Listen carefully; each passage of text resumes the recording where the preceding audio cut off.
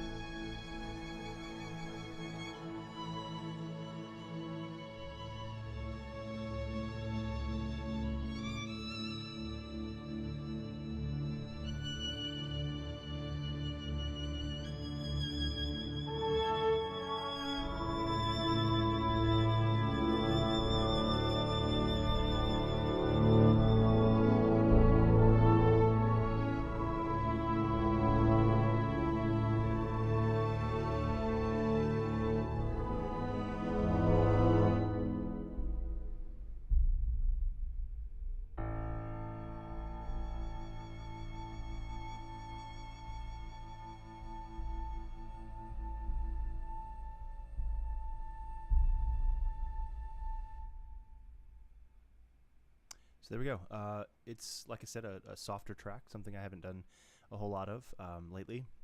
I really liked the way it came out. I really liked the just kind of that it's building in intensity slowly, but then right when you think it would, throw in the giant epic drums, it's still reserved. It's still just kind of this beautiful melodic and some harmonic and rhythmic movement in there. So to kind of break down what we did in this track, obviously, like most of my tracks, it started with a melody. This melody here is in the high strings, and I'm using one of the Albion string libraries for this one. This is not broken out by section, so this is all essentially just the same.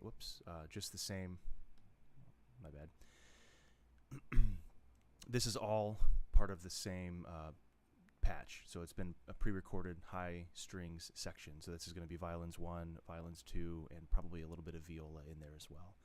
But this was the melody. This is the first thing that I actually played on piano.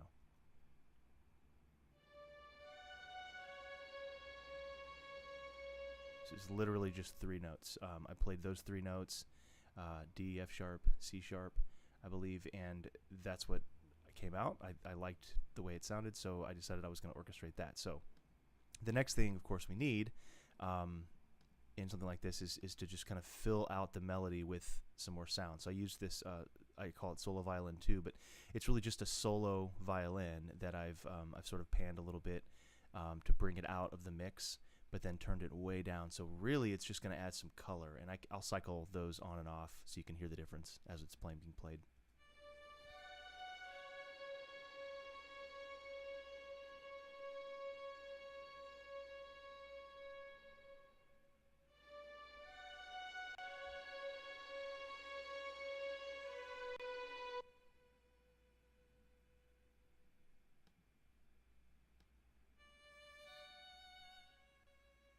So you can tell it's very soft, very quiet, and it's not really doing a whole lot. It's just doubling this high strings 1 part. You can tell I actually just copied and pasted that, and then I did a little bit different, some mod wheel and pitch on that track. But you'll notice if you just listen to it by itself, it's kind of thin sounding. It doesn't sound real to me.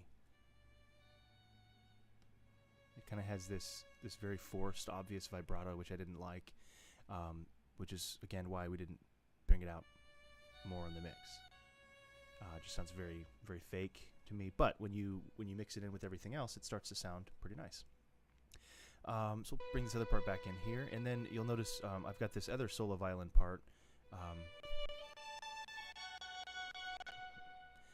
This other solo violin part here on top is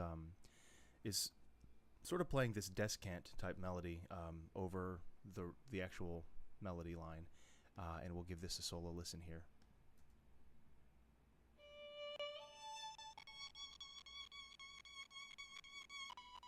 I think my computer's starting to freak out a little bit.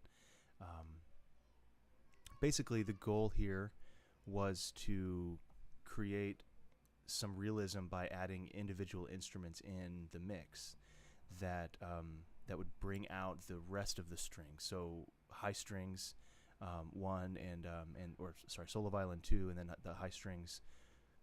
Solo violin 2 and the solo violin tracks are individual solo violin patches that are being played separately and kind of layered on top of this high strings 1 channel, which gives it a little bit more of a realistic sound to it, rather than just using modulation to go, in and out with this, have the violins sing a little bit.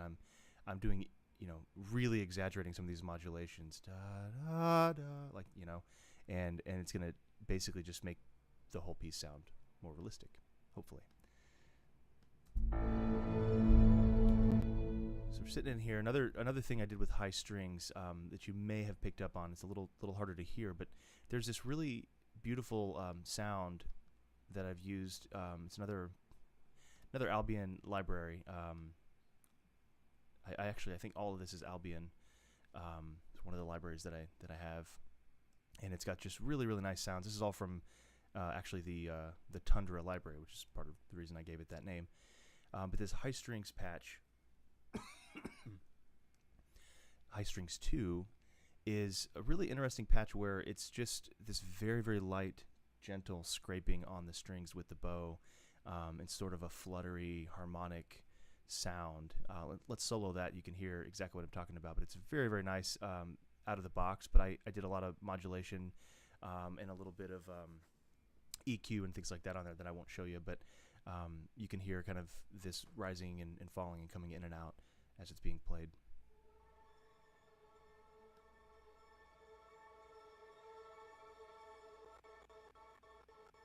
And my computer's lagging a little bit behind, but you can hear what I'm talking about there. I don't know why my RAM is not catching up.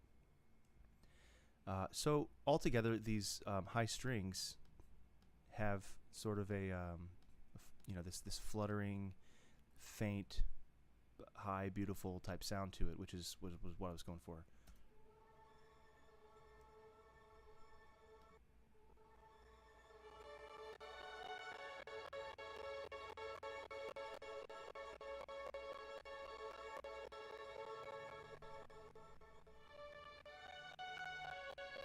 Again, sorry for the sound quality of some of those. The next thing I threw in here, some low strings to start out, and I want to hear those just by themselves, so you can hear what the harmonic structure is going to be that I'm kind of alluding to with the low strings.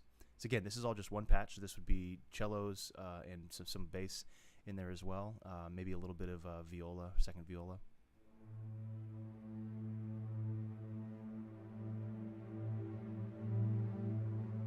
So we've got this G to F sharp. The G natural is not in the key, in the key of D, and it sort of throws this kind of I thought kind of cool, interesting sound to it. Sorry, I said the key of D. We're actually in the key of A, which is why the G is not in this. It's kind of this flat 7 to 6 sort of sound in there.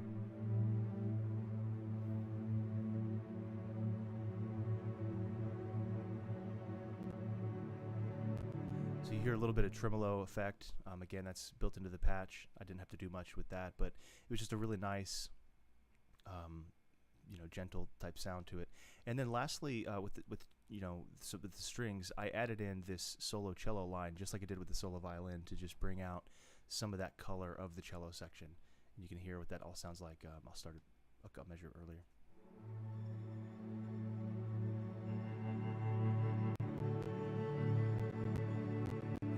And it's a little loud without anything else playing, but you get the idea. It just sort of colors the cello sound, so it brings out brings out the rest of the cello section quite a bit, and it's very nice. Moving down to the woodwinds, I've got an air type patch. So this is just the woodwinds blowing extra amount of air through their through their aperture, using a kind of a different technique than you would normally hear a woodwind, clarinets, flutes use. And this is what it sounds like. Maybe. I think we lost a note there. I'll go to the end.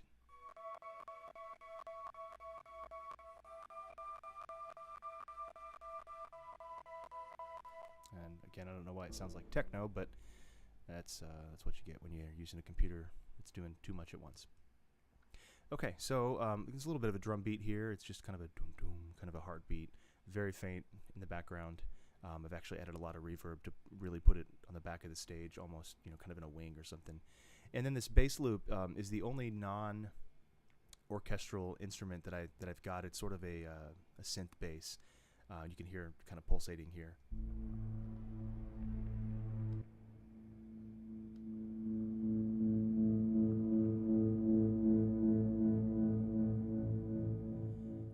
And I did that just because it added some extra motion, some movement to the piece.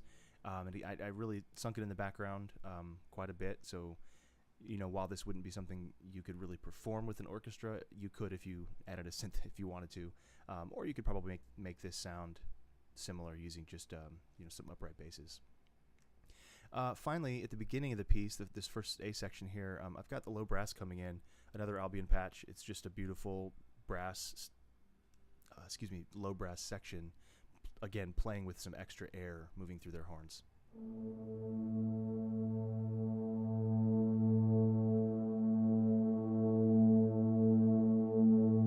And of course the piano comes in.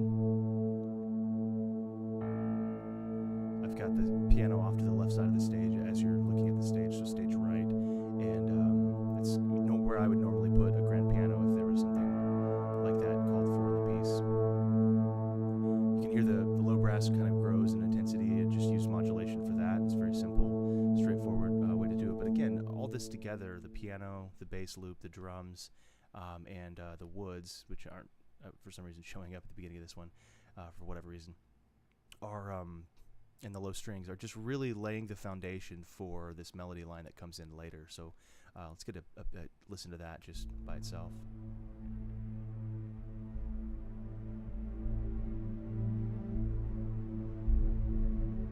So we have the solo cello come in here now too. And we'll add the strings back in slowly with the melody, solo violin.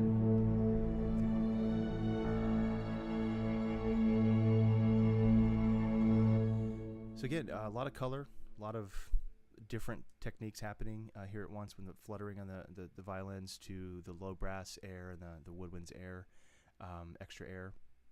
But it just makes this really nice bed of orchestral sound for a very simple 3-note melody that repeats. The solo violin line does take a little bit of a different approach melodically. Like I said, with the descant, it sort of throws in a B section here.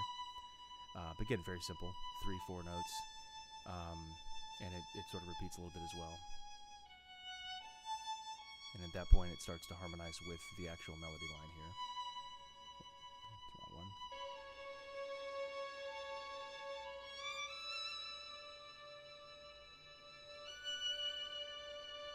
So on this 5-chord, we've got, obviously, that this is building up to our main melody in the high and low brass, where we kind of shift into a little bit more of a big, powerful ending, yet still gentle. And the reason for that is I've orchestrated it in a way that I'm not using the instrumentation necessarily to build, but the actual chords, the harmonic structure.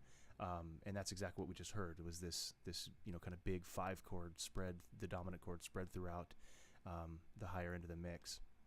So I'll take all the solos off and start it right there, and you'll start to hear what I'm talking about. There is, of course, some modulation, excuse me, some mod wheel that's adding some intensity to some of these individual tracks, but like especially in the bass. But for the most part, the vast majority of this is just done using the building of the 5-chord, the expectation or anticipation, if you will.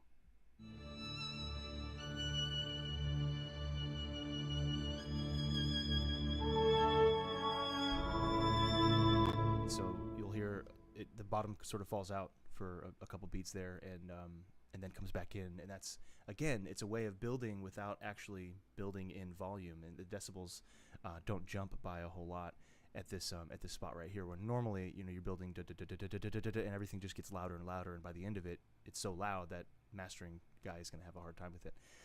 So I chose to do it a little bit different and build, but then the bottom falls out. We've got some higher end stuff happening up here, but then the lows come back in again at the same volume they were before they fell out. It just sounds like they're bigger now because we had that brief pause. Let's do it again.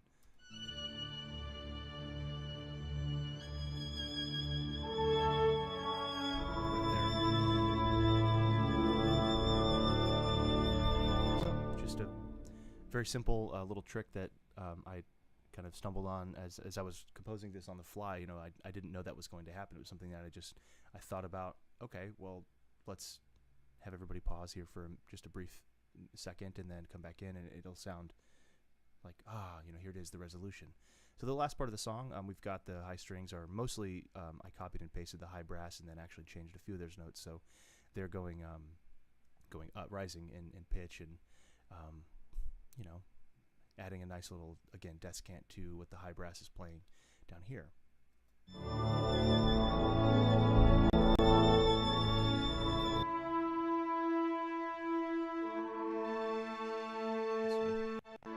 Here's brass and strings.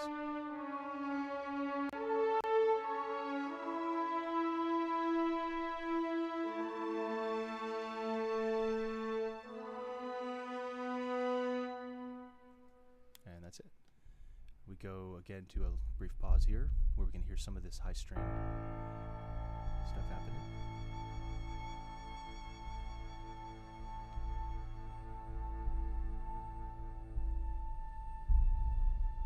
And a little bit of drums to finish it off, and that's it. Well, thanks for listening. We'll talk next time.